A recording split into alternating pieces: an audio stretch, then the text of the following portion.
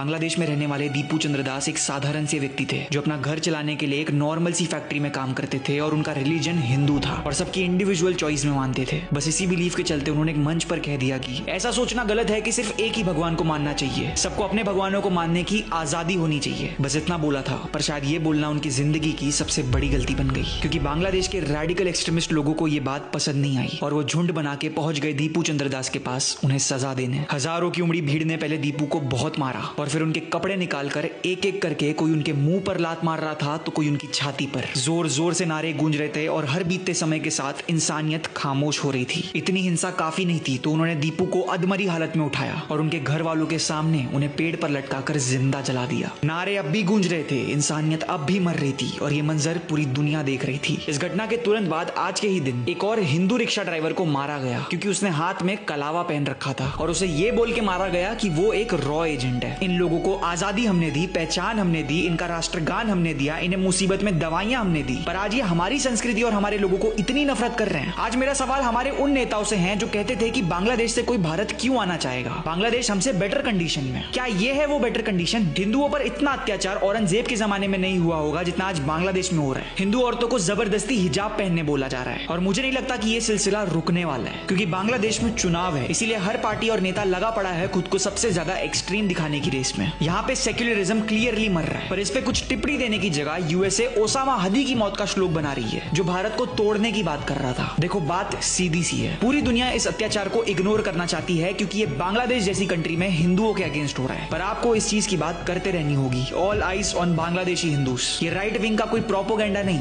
ये हमारे पड़ोस की कड़वी सच्चाई है जो इग्नोर नहीं होनी चाहिए।